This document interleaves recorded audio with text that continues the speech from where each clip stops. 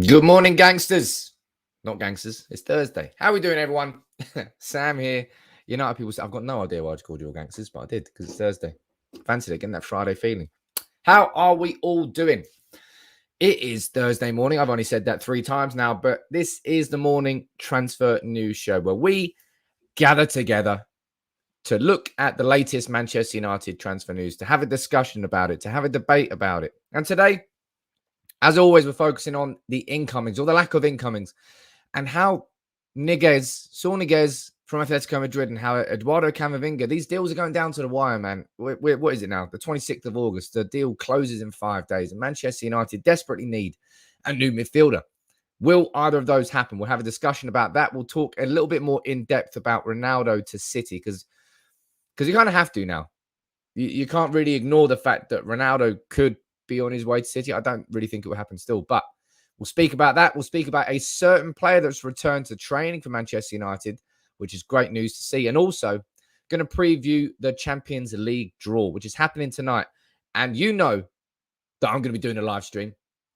I don't do watch-alongs. I don't really agree with watch-alongs. I'd rather watch the game myself.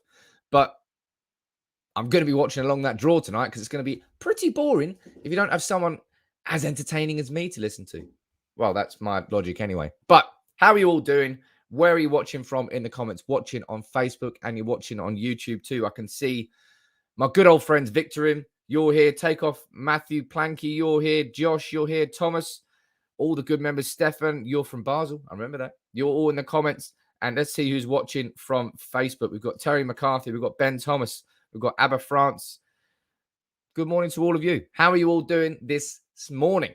I'm feeling chipper, but I'm feeling a little bit frustrated because Manchester United right now, nothing is going ahead. Nothing is moving really that far forward with Saul Niguez. The latest that we've really got is that United and Chelsea are both in talks to sign Saul Niguez.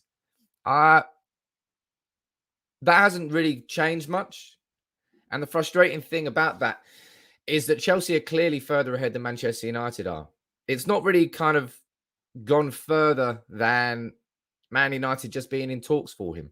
And bearing in mind, this is a player who, Saul Niguez, look, whether or not you think Saul Niguez is the right midfielder for Manchester United, you know where I stand on what midfielder I want us to sign, and that's Ruben Neves. I could see Ruben Neves having a bigger impact on our football club and the shape of our midfield than any other midfielder that we've been linked with. But Saul Niguez or Eduardo Camovinga would both be fantastic signings for United. Camavinga is probably the one with the biggest question marks around it. Saul Niguez, you kind of know what you're getting. He's established. He's elite. He's played plenty of years in the Champions League. Camavinga is an 18-year-old raw player from Rennes in France who could be great straight away, but could take a year or two to settle down. So you don't know what you're getting with him. So Niguez is the one that you can really understand that we're going for. But at the same time, you don't really understand why we're not going even more aggressive for him. And look at that. Everyone's feeling great and chipper this morning. I can see a couple of new members joining in. Ashleen Singh. Good morning to you, Ashleen. Where are you watching this from? Let me know in the comments. I'll give you a shout out. And your good new friend, Kunal Wete. Kunal, let me know where you're watching from, Kunal, and I'll give you a shout out. Honestly, hello to both of you. But Saul Niguez, I find this, of all of them, the strangest. Because, look, Ruben Neves is a player who would cost, 30 to 40 million. And while I can see him being a player that Manchester United should sign and he would improve us massively, we would have to spend 30, 40 million on him. Not that I understand United not going for that, but there's a fee involved. So there has to be, it's more conversations really about it. Then you've got Eduardo Camovinga, who he's 18, he's got 1 year left on his deal. He's going to be available for free next summer, and he'd cost in the region of 20 to 40 million euros. Again, the conversation has to be had. Saul Niguez is simply available on loan. You effectively get him for a year, decide whether you want him or not, and then it's like a try before you buy. And there's only one other club linked with him, and that's Chelsea. And if really United really wanted to go for him, the outlay would be minimal. We could get Saul Niguez in, and he could have an absolutely stunning year, and then we'd definitely buy him. Or he could come in, not do too much, and then leave. But, we did it with Radamel Falcao. And that was a ridiculous risk, which didn't really pay off. I would say Saul Niguez is a far smaller risk than anything to do with Falcao. And I don't understand why United are not aggressively going for it. You let me know what you think about that in the comments below. But Niguez, I don't know what we're doing. Ashlyn, you're watching from South Africa. Good morning to you. And Kunal, you're watching from Mumbai. Big up South Africa and big up India. So many of you from watching from both of those countries regularly, and so many members now. It's great. And I can't wait to do the stream later on for the Champions League. That's going to be fun and exciting to see who United can get in the Champions League. I'll tell you what, I would love to get PSG, but we can't get them. They're in the same group.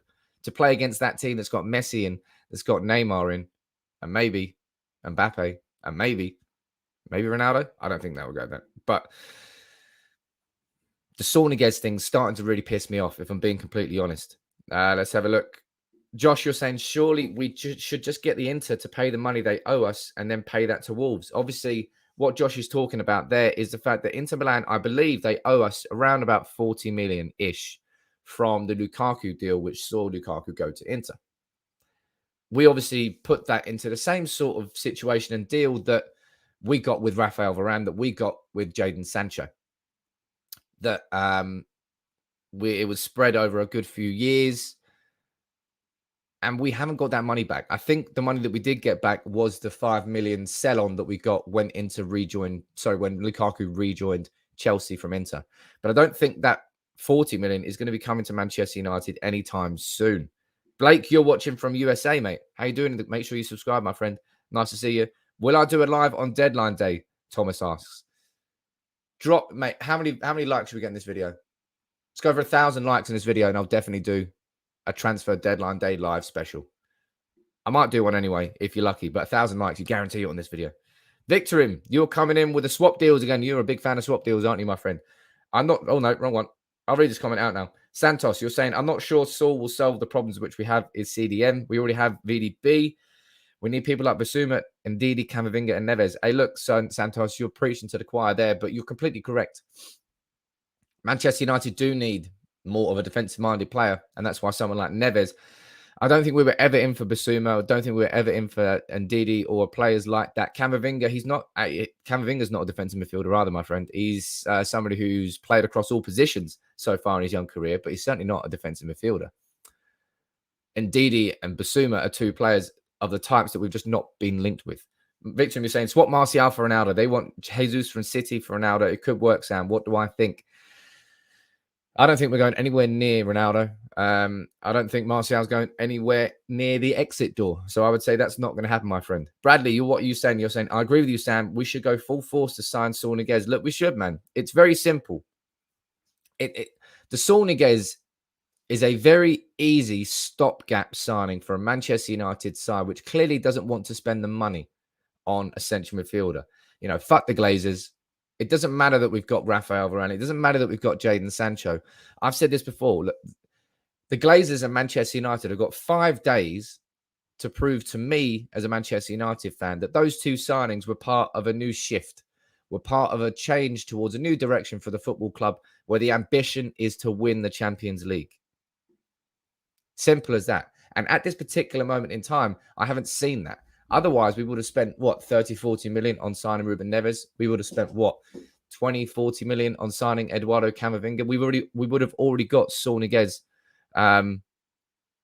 Would have already got Saul Niguez on loan. But instead, we're sat here with 5 days left, and we don't have any of them. We're sat here with 5 days left, going into this game against Wolves, where Ruben Neves is probably going to have a masterclass against us. We're going into that situation with McTominay, who was pictured on crutches. And McTominay is, and this is what I said at the start of the season, looking at our squad and our squad strength and depth. If McTominay got injured, I mean, who are we going to play? You're going to play Fred and Matic? That's what we did.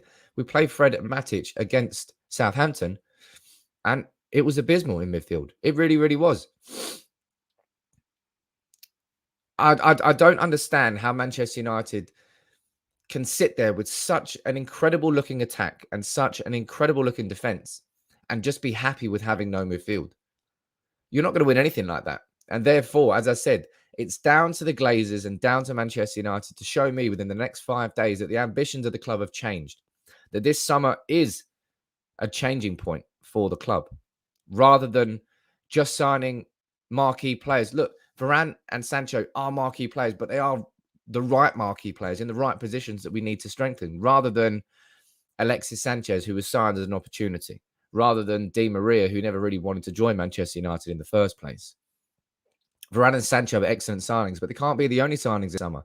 That's how weak our squad was. It's not because we're spoilt as Manchester United fans. It's because we can see the obvious weakness and we all want it to be resolved. Anna is saying, we got West Ham in the third round. City got Wickham. What's this conspiracy? Why does City always get easy opponents? I've got no idea, man. They constantly get bookie opponents in all cup competitions. But I don't care about conspiracy theories. West Ham in the third round. It'll be interesting to see, as Matthew Plankiar said, do I think Lingard is going anywhere? Lingard is going West Ham if he's going anywhere. And with the West Ham thing, this gets on my nerves as well. Because West Ham is basically stalling because they haven't got the money to sign Lingard, right? No, you do. They're in talks with Chelsea to sign Zuma. And they won't pay anything to Manchester United for Jesse Lingard, a player who was a match winner for them last year on more than one occasion. Jesse Lingard was stunning for West Ham last year, but they can go and spend 30 million on a centre back with a bad injury record from Chelsea, but they won't spend 20 to 25 million on a Premier League proven, England established international in Jesse Lingard, who came to their club last year and did such a good job. I find it strange. I really find it strange, but West Ham got the money. And I would expect West Ham, you know what? I can't really begrudge West Ham for what they're doing with Jesse Lingard with us, because we're doing the exact same bloody thing with Camavinga. We're waiting for the end of the window. We're waiting until the last moments to go in with a cut price offer, and therefore trying to get the best deal. That's what West Ham are trying to do with Lingard. That's what we're trying to do with Camavinga. And I still sound like Barry White. My God, my voice is so deep. It is ridiculous. Apologies about that. Still a bit nasal, still a bit blocked. That's what happens when you go and watch Southampton with United away. You drink all day and you get home at 2 a.m. It's bad. It's bad. Right, let me go down to the comments here. Everybody, you know this. You know the drill by now. And if you don't know the drill by now, make sure you drop a like on the video and subscribe, because you'll be new to United People's TV. Welcome to United People's TV. If you want to support the channel, fire in your super chats. I'll answer your super chats and your questions in the debates that we have, as we do every single day. If you want to fire in your questions, fire them in too. If you want to become a member and join the likes of we've got Aaron, we've got Anuj, Bazi, Mushtaik. There's plenty of members all in the comments every single day. If you want to get involved in that, hit the join button. It's less than the price of a pint and it helps support the channel. If you're watching on Facebook, there's a little comment on this video description. Join there and join plenty of other Reds there too. Let's get involved. West Ham, no, Matt Judge is a muppet, says Aaron. Well, luckily, Matt Judge isn't the ultimate boss right now. We've got John Murto, who is sitting above him, and we've seen how good we've been doing with Rafael Varane and Jadon Sancho. Now, it's clear as day at this point that Manchester United signing a new central midfielder very much depends on us getting rid of players. But as I said yesterday, we've got rid of so many already. We've got rid of Brandon Williams to Norwich on loan. A bit harsh. We've loaned out Brandon Williams to Norwich. We've loaned out Andreas Pereira to Flamengo. We've loaned out Axel Tuanzebe to Aston Villa. We've loaned out James Garner to Nottingham Forest. We've loaned out Dishon Bernard to Hull. Man United have actually made a very, very good use of the transfer market in the loan department so far. I think we've done very well. It's just that when it comes to selling players, we're terrible. If Chelsea can get 30 million for Kurt Zouma, we should be getting 30 million for Jesse Lingard. It's as simple as that. Head down to the comments. How you doing, Chris? Nice to see you again this morning, my friend. I can't see us buying anyone else. They're leaving it a bit late. It doesn't look like anyone is even leaving anytime soon. Glazers out. Get that Glazers out. Hashtag trending. Go over to Twitter, United People's TV. I tweeted the video that I produced after the protest, and I'm going to keep bringing that video back to the surface anytime I can. Fuck the Glazers. Sam, get that Norwich flag down, says Pierce. Let's say that. I know you're joking about. Big up the Newton Heath scarf. Big up Newton Heath and big up Manchester United and sod. Actually, no, sod. Fuck the Glazers. You all know that.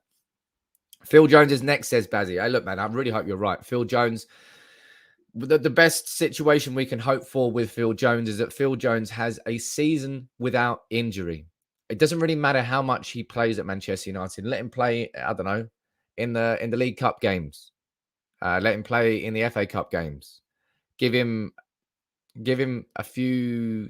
Don't play him in the Premier League. But the ideal situation is Phil Jones has a year without injury, and we can therefore sell him.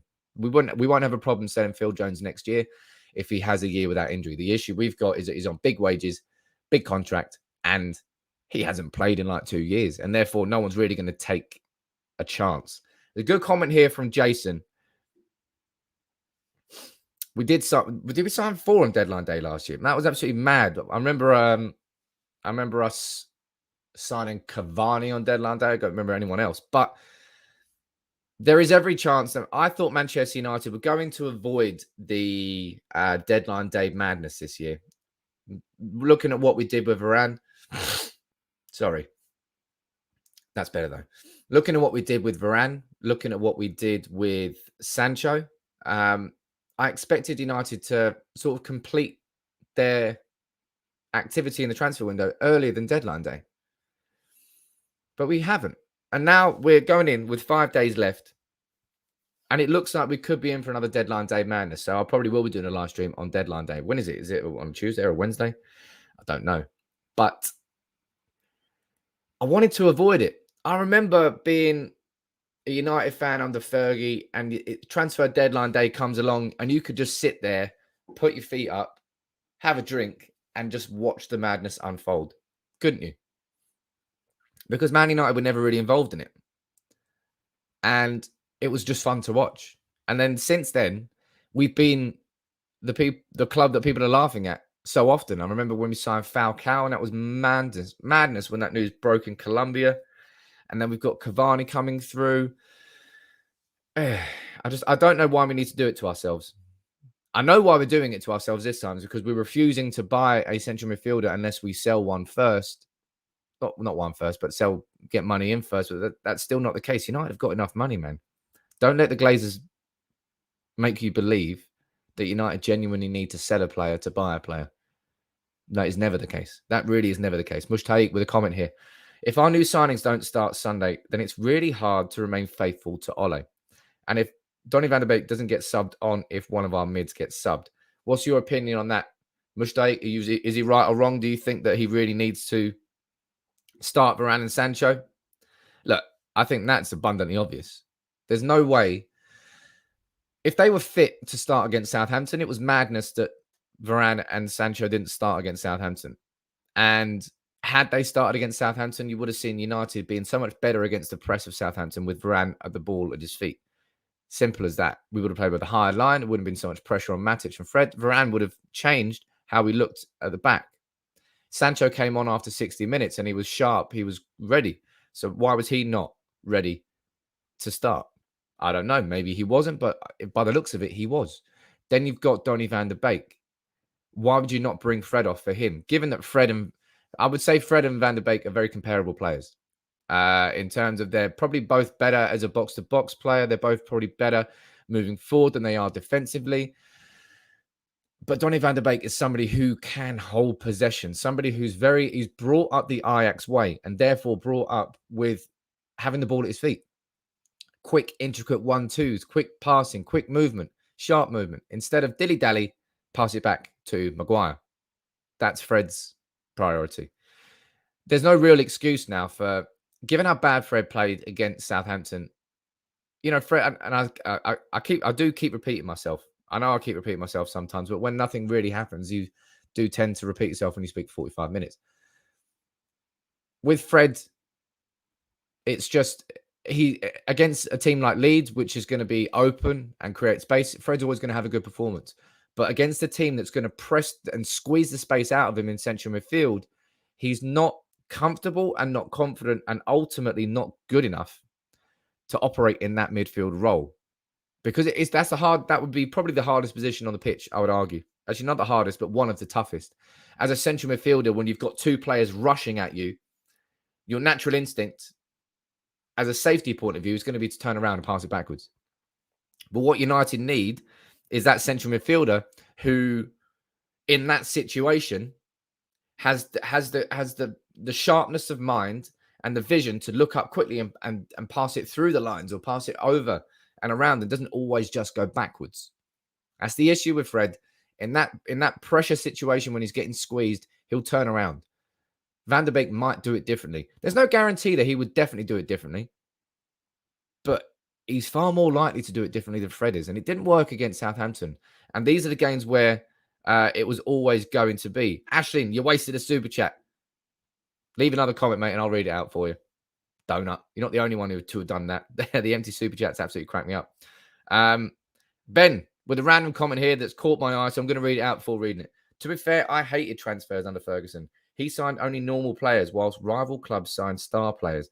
But that's because Ferguson was a genius. He converted them into stars. I mean, I could not disagree with you more there, Ben, because that's why I loved watching transfer windows under Fergie. The amount of players and signings that he brought in, Vidic and Evra are two that stand out. Ronaldo is another one that stands out. Obviously, signing Rooney was different. He was a star before he came here, but Fergie was brilliant at making a player think they were far better than they were, and then bringing their levels up. That's why I loved watching signings under Fergie. Obviously, he got some wrong, but he got a lot right. Fergie was a great manager, Chris. Obviously he was. And I'm not saying that Ole Gunnar Solskjaer is not a great manager. At this particular moment in time, he's not. But people calling for Ole Gunnar Solskjaer's head now, basically get out of the comments. You're not going to get any support on this channel. I am fully backing Solskjaer. Yes, there are things that he is doing wrong still. I don't think that he's got the midfield that is going to win Manchester United the league at the moment.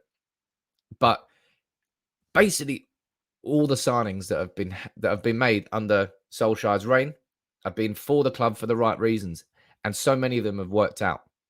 And maybe I should do a little ranking list on each one and sort of rank them compared to someone like Mourinho, who so many wasted signings. Anyway, Solskjaer still has to learn the job, and he is learning on the job. I think if he was a better manager, there's no way that he would have left Fred and Matic on for that full 90 minutes. But at the same time, and this is something that, I've got to criticize Michael Carrick as well, and I've got to criticize Darren Ferguson. I've got to criticize Kieran McKenna. There's three coaches, and Michael Carrick spent his entire career in midfield in that position for Manchester United. His voice in the Ole Gunnar Solskjaer was a goal hanger. He spent his time up front scoring goals. He can't see the intricacies of midfield in the same way that Michael Carrick can. So if we're looking at someone to criticize here, in terms of the game-changing substitutions, Ole Gunnar Solskjaer, sure, he's learning that on the training field, but he's got Michael Carrick and Fletcher alongside him as assistant coaches.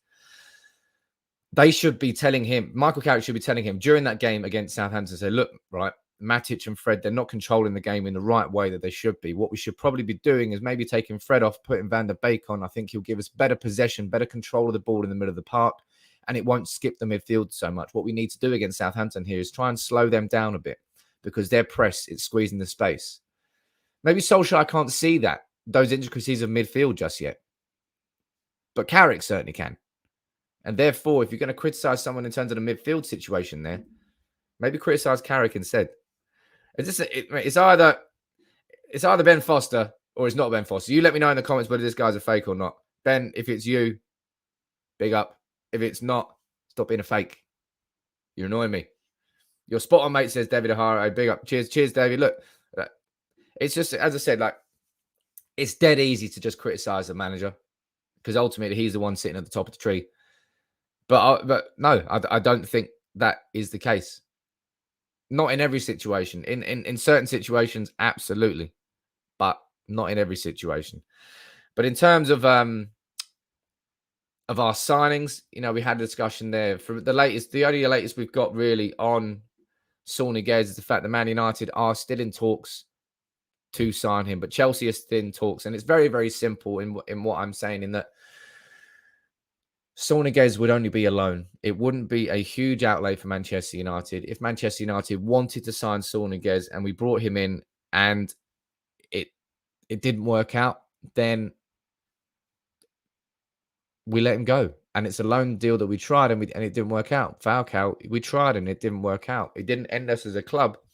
I mean, it was part of a shambles set of signings. But if Saul Niguez works out, we get to try him for a year, establish him, then he will want to stay at Manchester United, and we can probably negotiate a better deal with Atletico Madrid. I'm confused by it. I'm really, really confused by it. Why Manchester United aren't just really going after him. But moving on to the next topic, as always, you know what to do, ladies and gents. You let me know what you're thinking in the comments. Please drop a like on the video and subscribe if you're new to United People's TV.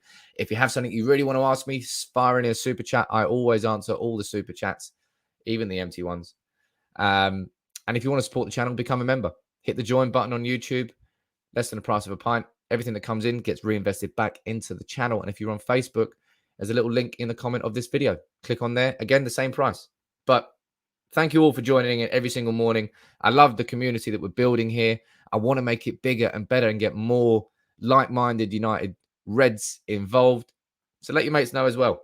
But right, Bazzy, my guy, looking in the comments saying it doesn't look like Ben Foster.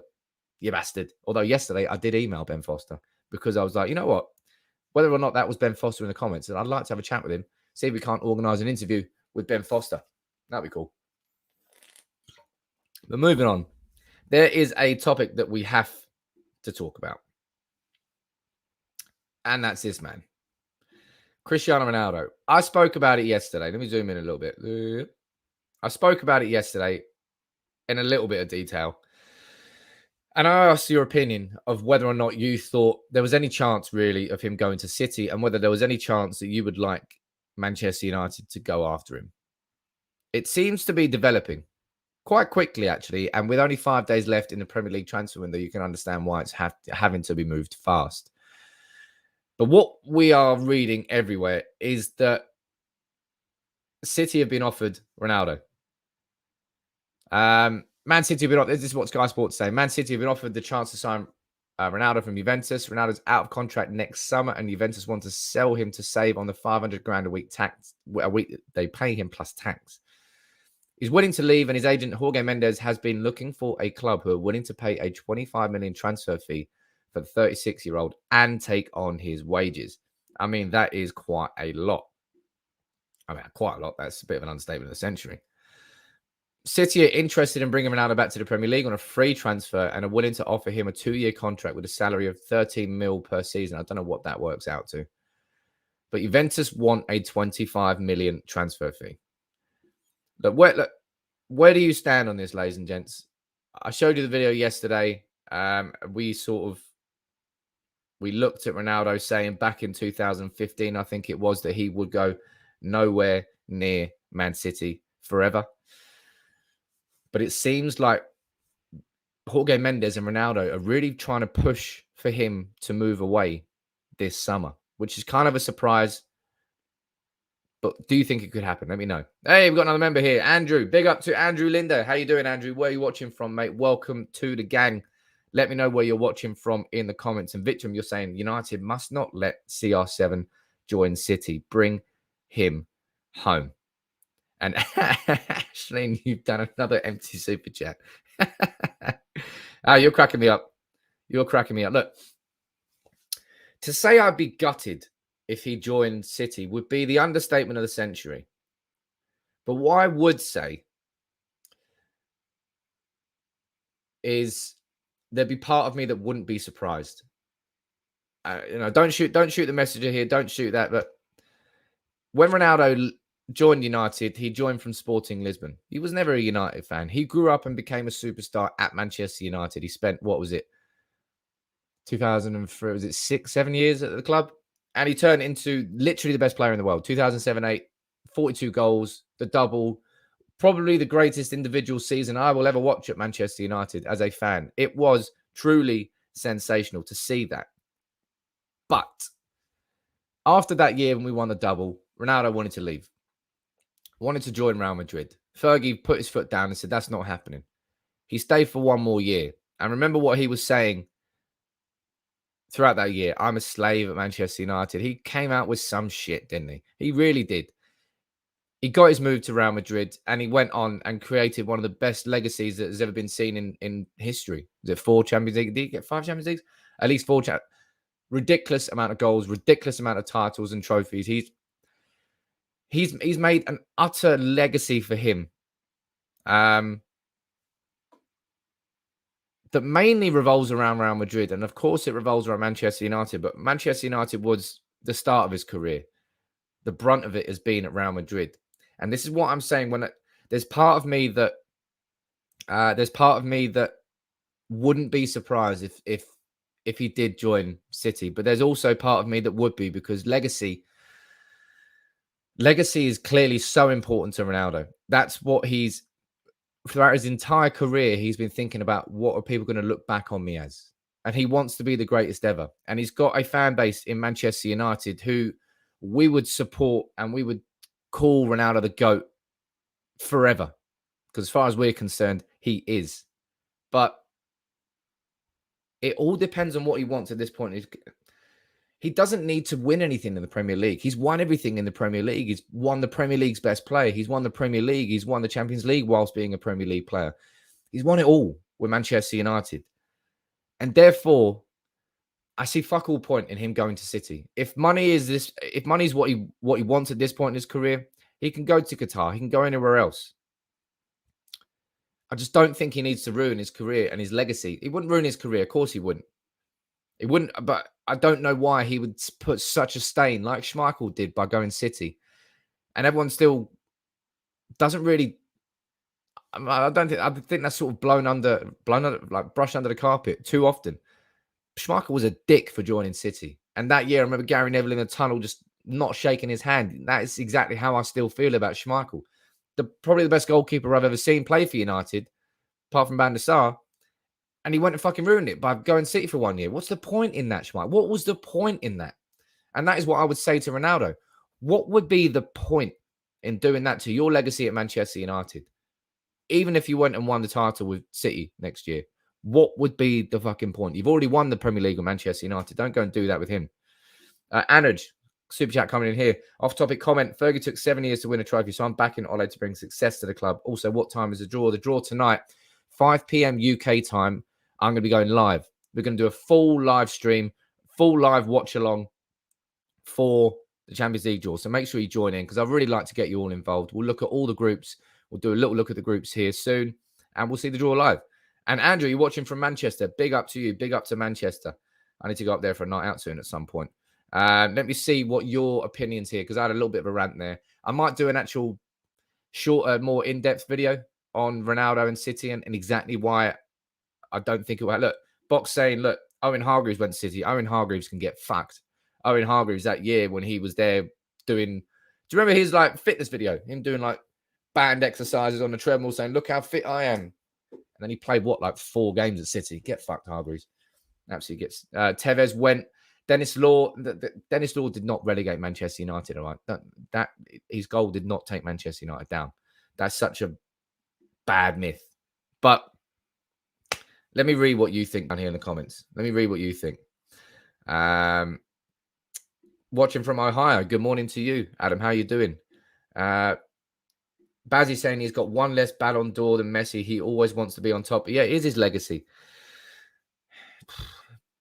But you can join literally every other club in the world apart from Liverpool and City and go and try and establish that legacy again. Why City? Why? And I honestly believe this.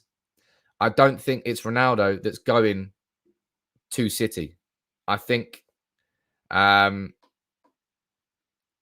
it's Jorge Mendes pushing that. Comment here that's come up. That top you have has a City crest on it. No, it doesn't, mate. This is the old United crest badge, I think it was, from 1958. So you got that one completely wrong, my friend. It's definitely not a City badge. These are from oldschoolfootball.co.uk. I'm supporting that. I don't want to wear any new Manchester United shirts because I don't want to support the Glazers. Fuck the Glazers. Therefore, I'm wearing some of the old school stuff. That's why I'm doing it. Hope Ronaldo doesn't do a Tevez, says Abby. I hope he doesn't do a Tevez. I don't. Maybe it's my heart speaking over my head. I don't think there's any chance of Ronaldo going to City. But at the same time, if Juve do want rid of him, there is a very finite amount of clubs who could afford the wages that Ronaldo would be on. What I want to see in an ideal situation, and this would be so much fun to watch. Real Madrid are on the verge of signing, well, I say verge. Real Madrid want to sign Mbappe this summer. If Real Madrid sign Mbappe, PSG, please sign Ronaldo. Ronaldo, Messi, and Neymar. Could you imagine? I just want to watch that. As a fan of football, I just want to watch that. And I want to draw that in the round of 16 in the Champions League. Imagine that. Playing Ronaldo, Messi, and Neymar in the same team. That would be great. But let's quickly have a look at that over on here. I'm not going to go into this in too much depth because I'm doing a full live stream on it later. But these are the groups for later. And let me try and zoom in a little bit more so you can see them a little bit better. There you go. So Man United, we're in pot 2. I tell you what, the pots are stacked this year. Absolutely stacked. Look at pot 2. PSG, Real Madrid, Barca, Juve, Liverpool, United, Sevilla, and Dortmund. That sounds like pot 1. But pot 1 is Chelsea, City, Bayern, Atletico, Villarreal, Lille, Inter, and Sporting. It's insane. It's almost like pot 1 and pot 2 have switched around, really. United could, in theory, we could draw Bayern Munich, we could draw Ajax, and we could draw AC Milan. Or we could draw Sporting Lisbon, Atalanta, and Sheriff Tiraspol. I don't think we're going to get an easy group. Ashlyn, you're saying you're going to get an easy group. I don't think he will. We will. It just strikes me as we won't. But that is a hell of a Champions League group stage draw. I think it should be fun. I'm looking forward to it. So make sure, ladies and gents, I'll say it in the comments now. Make sure you join me here at 5 p.m. I'll be here with the live stream. We'll be here throughout the entire draw. All the members get involved. All the new subscribers, you can all get involved. And it'll be fun to do the draw together. And I can't wait to see the Champions League. I can't wait to see what Champions League Varane does to our team. The bloke who's won it 4 times. I think he's going to make such a big difference to our quality of football in the Champions League. And so is Jadon Sancho. They're the sorts of players that you want to have in these sorts of competitions in the Champions League. It's really important that you raise the quality of the player. But what United need between now and the 31st of August, we know that's a new midfielder. Because if you go up against, say you try and play Bayern Munich and you've got Fred and Matic in midfield, you are going to get, I don't even want to speak about that, but that will not be fun to watch. So if Manchester United are going to do anything in the Champions League, we need to really buy a new midfielder. Sandy, you're asking, is it 5 UK time? It is 5 p.m. UK time, Sandy. After this stream, I'll set up the live stream for 5 p.m. so you can all see exactly when it is. You can go on that video. Please make sure you drop a like on that. Asking all of you, when that goes live, drop a like on that video before it goes up. Aaron, you're saying, hope we get Villarreal. We get some revenge. Hey, look, it's going to be good. I can't wait to see what happens. Halib, watching from Israel. Big up to you. Big up to Israel. Big fan of Israel. It's a country I'd love to visit. That whole side of the world is such I'm a big fan of traveling. To go on a tangent, big fan of traveling, and there's such preconceptions about going anywhere near the Middle East. And I would love to go visit there. Go visit Israel. Go visit Iran. And I'm a huge fan of that style of food. It's beautiful. But thank you very much. Anna, you're saying we'll have 2 less points if we draw PSG. I don't understand what that says there, Anna. Sorry. But I really want to see United play PSG in the round of 16 just because I want that memory of going to Paris and seeing Messi play for PSG. I don't know. Just me. Surendran, I've seen you spamming this comment, so I will answer, but try not to spam comments too much, my friends. Off topic, saw an article about Raiola trying to get 800 grand a week for Haaland and 34 million agent fees next summer. from United on top of the 65 million transfer fee. Is this true? We can't tell whether it's true or not, but I'll be honest. It probably is. It probably is. I also saw that there was like a 20 million fee to Haaland's dad, which cracked me up just to see Haaland's dad as a little like, the transfer fee is this, the wages of fee is this, the fee to the agent is this. Oh, and you got to give 20 mil to his dad. That would be hilarious. But Haaland next summer, look, while his fee is going to be 75 million, on paper, that's ridiculously cheap for a player like him. There's going to be so many goddamn add-ons. The wages are going to be ridiculous because it's cheap wage. It's a cheap deal for him. United are going to have a tough job signing him. And I tell you what, obviously Kane isn't going City. That happened yesterday. Harry Kane reversing.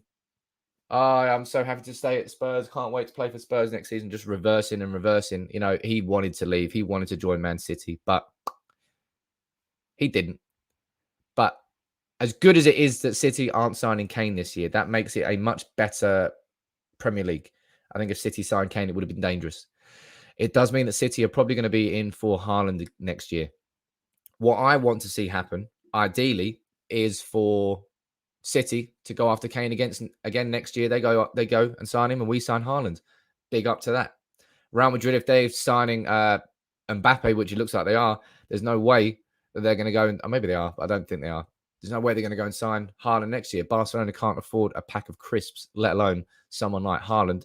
So the options are quite limited, I would say. And United, with Sancho and with Solskjaer, we've got an old former manager, and we've got one of his best teammates he's had in his career so far. And Sancho, they've got to be on the phone this year, nudging constantly. You would get Kane next year, says Bazzi. All right, let me know in the comments now. Sandy saying Haaland is a deadline day signing. No chance of that, as great as it would be. Let me know now in the comments. Kane or Haaland? You type that name in now. If United are going to sign one of them next year, and I think we will, which one would you want us to sign? Kane or Haaland? Robin Williams saying Haaland can leave in January. He can't leave in January, Robin, but he can agree a pre-contract with clubs who are outside of the Bundesliga. That's how it works. When you get free agents and they're leaving, say Haaland's leaving next summer, it means that in January, he is able to agree a deal with a team outside of his domestic league. So if he wanted to agree a deal with United, he could agree a deal with United, but he couldn't agree a deal with Bayern Munich, for example, not in January. Let me see what you're thinking here in the comments below. Haaland or Kane? And I tell you what, I like it when I do this because so many of you fly into the comments. So I love how engaged you all are in this channel. This is where it's a great fun. There's a statement from... Oh, no, that better not be true. Let me quickly check there. And then I'll head down to the comments. No. Right, okay. Right, let me see what you think. Haaland or Kane? Sandy Roy, you think Haaland. I'll tell you what, there's so many. I'm just going to... I won't say all the names because there's too many, but I'll just show how many of you are involved. Haaland. Carland. I don't know who that is. That's some sort of love child. Aaron, you're saying Haaland. Abby, you're saying Haaland. Emmy, Haaland. Oh, Haaland for his age. Haaland. Other one is good. Haaland. I'm not sure if you get the point here. Oh, there you go, Yosh. Kane. There are a few of you saying Kane, but the overwhelming majority of you are saying Haaland. Oh, Jesus Christ. I thought you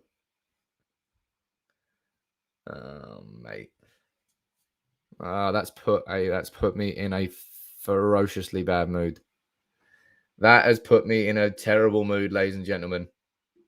We're going to have to move on from talking about Haaland and Kane. Because Man United have just released a statement on Scott McTominay. I told you that I saw Scott McTominay on crutches.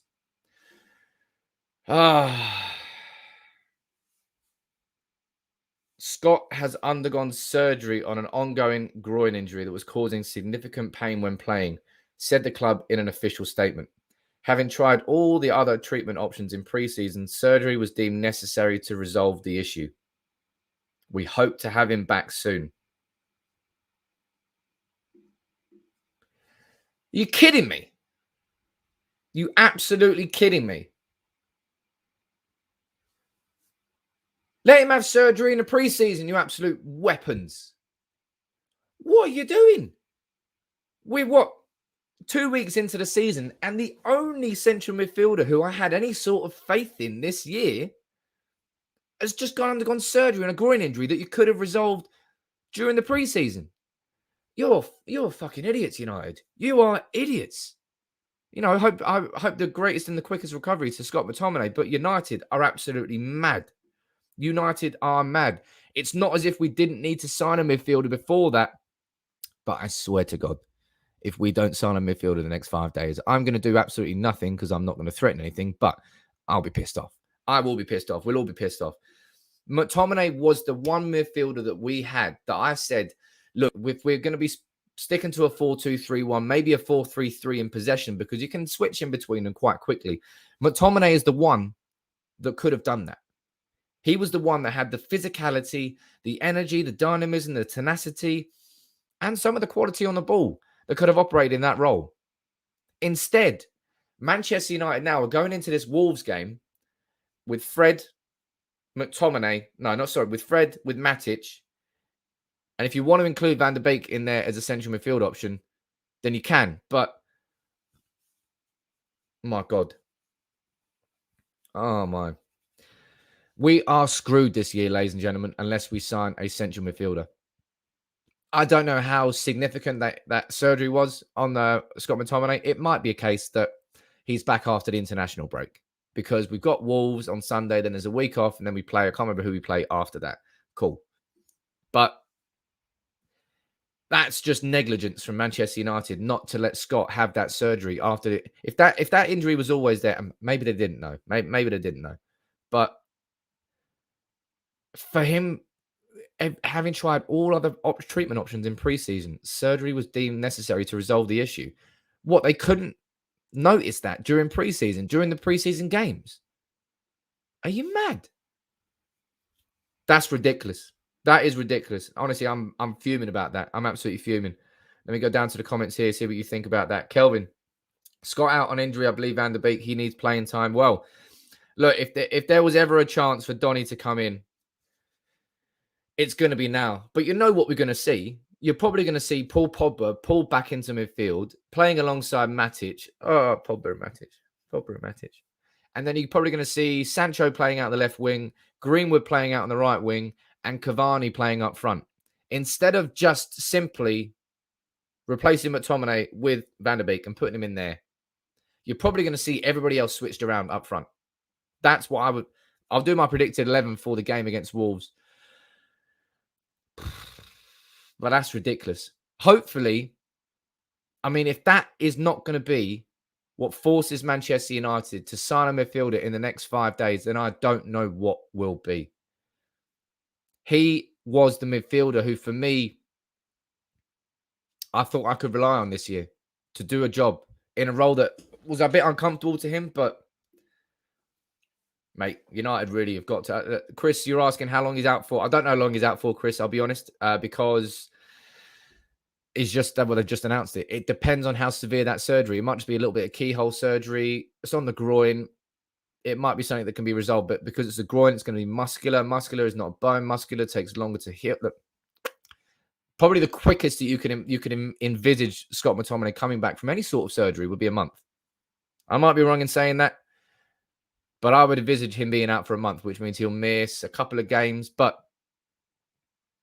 if United don't, it's not as if we needed that 1-1 draw against Southampton to highlight how bad our midfield was. It's not as if we needed Scott McTominay to have surgery to highlight that we needed a new midfielder. Both of them together, it's mad. It's pure madness that we haven't already got. And unfortunately now, that shows other clubs that we're desperate. So if we go after Eduardo Camovinga and we were banking on getting a cheaper deal, they're just going to turn around and say, lads, we know that your best midfielder has just had surgery. Don't try and get a cheap deal here. It's either this or nothing. So we've oh, my God, my word. Could we just go and sign Ruben Neves and just forget all this happened? I quite like that. I think you'd like that as well. I think we'd all like that. You know what, United? I'll forgive you if you just go and sign Ruben Neves. Let's just pretend like none of this ever happened. But anybody who's watching and joining in, please drop a like on the video. Make sure you subscribe if you're new. Join the new members who have joined in today. Scott McTominay. You know, in more positive news, injury related, look who's back. Look who's back. Marcus Rashford back in training yesterday. Obviously, he's not going to be anywhere near fitness. And you saw him training with these bands on. Presumably, that's going to keep his shoulder in a very static position rather than any sort of dynamic movement. He had surgery on his left shoulder, I believe, but Rashford's back in training. So it means that if he's going to be out until October, it means he's got September, the whole of September to now work on his fitness, which is plenty of time. And so I'm really, really happy to see Rashford back in. We've got a comment here from Ben77. Did you just say best midfielder? Scott McTominay is the best midfielder that Manchester United have. Disagree with it if you want, but he's probably the most important midfielder that we've got. More important than Matic, more important than Fred. And I don't really think that Paul Pogba is down as a central midfielder. He's down as someone who's playing a bit more aggressive. If I'm just talking about the players who are going to be tasked with sitting behind the halfway line and sitting in our half. McTominay is the best option that we have out of all of those players that we've got at the club. And it's certainly not Matic or Fred. Mushtaik, now we really need to sign that CM or CDM. Please don't tweak and play everybody out of position. Look, that's a genuine fear of mine, Mushtaik. That's definitely going to be a reason. I think that's probably the most likely option that we've got against Wolves is we're not going to see Van der Beek dropped into a midfield 2 because if he was going to play a midfield 2, he would have already played it by now. That much is simple. I think, therefore, we're more likely to see players pulled out. Pogba pulled out from being left wing, him playing in a double pivot, and then Sancho playing out on the left, Greenwood on the right, and then Cavani up through the middle. That's what I think anyway. Anna is saying groin surgeries take time to heal. They definitely take time to heal. They're... My God. Like I always feared for Manchester United's midfield this summer. And maybe it's a little bit of a blessing in disguise because maybe this surgery to McTominay could have happened in a week's time after we play Wolves, after the transfer window is closed, and there's no way that we could have signed a midfielder. But wake the fuck up, Manchester United. Wake up. We need, in an ideal situation, if I'm being completely honest, we need Neves and Niguez. This midfield is so weak in options. It's so weak in depth that we're really going to struggle to have any sort of quality midfield on a game-to-game basis. What we've got now in terms of our attack and our defence is brilliant. We've got Varane in there. We've got Maguire in there. We've got Lindelof and Baez, the backups. You know, we can rotate and move in and out and not lose too much quality because you won't take both out at the same time. In our attack, we've got Sancho, we've got Greenwood, we've got Cavani, we've got Martial, we've got Rashford when he comes back, we've got Pogba up there, we've got Bruno. So much quality. You can take players in and out there, and it won't change the quality of the football too much. In our midfield, our best midfield was McTominay sitting behind Pogba and Bruno, but we haven't ever seen that. Our best midfield against teams that play open probably McTominay and Fred because we can go on the counter-attack. They do their job properly and there's space for them to operate and they don't get pressed too much. But against the real quality teams, we're playing Bayern Munich. Who the hell are we going to play in midfield that's going to give us any sort of chance of winning that game? You could then point to the fact, oh, look, we played PSG away without Pogba in that game when it was Fred who played a blinder in that game, I think. Did McTominay start? I think he did start too. Look, man. Manchester United have created quality and depth in both defence and attack now. And in midfield, to call us thin is an understatement of the goddamn century. Manchester United need to sign one midfielder, and ideally we sign 2. I don't think we're signing 2. But we can get Niguez on loan, and it's all we're paying is his wages. I mean, all we're paying is it's going to be like 200 grand a week. It's a lot of money, but we've got the money. Spend it. Let me head down to the comments here. I'll answer a few more of your questions. Anybody got reaction to that? Am I overreacting? Probably not. I'm not overreacting. Any super chats, fire them in. Anyone join as a member? Get involved. And you definitely won't miss the draw later. Gary, you're asking what time is the draw later on. It is 5 p.m. UK time that I will be starting my live stream. So you can join me on here for a lovely Champions League. It'll be nice colours up there. It's all going to be pretty. I can't wait. Really looking forward to it. But Man United, man. We've done so well in two areas of the transfer market and so badly in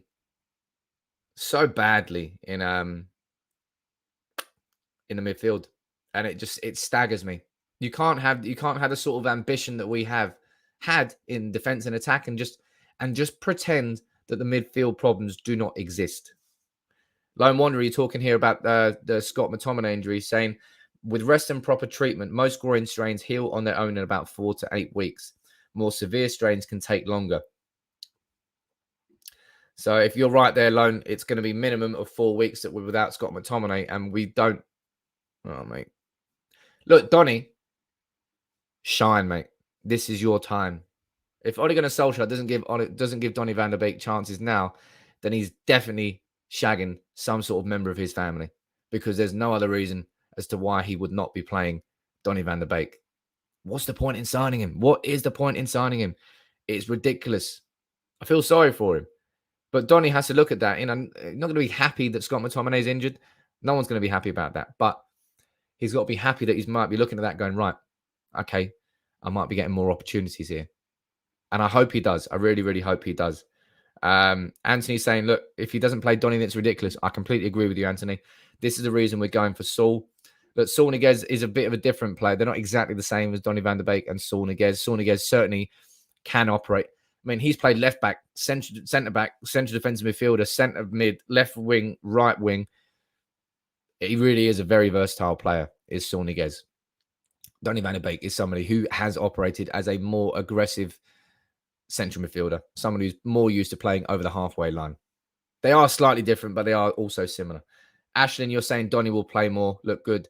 Stefan, you're staying positive. I like that. Stay positive. Don't get nervous. There are a few days left. There are still a few days left, but it's just that for me, personally, the single most important thing that Manchester United needed to sort out this summer was our central midfield problems.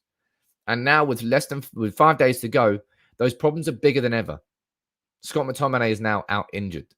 Matic was playing poorly against Southampton. So was Fred. Donny van der Beek is not playing at all. Paul Pogba is playing out on the left wing.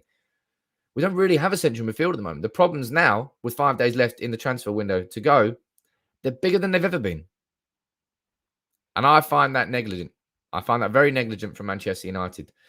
But look, we can talk about this until the cows come home.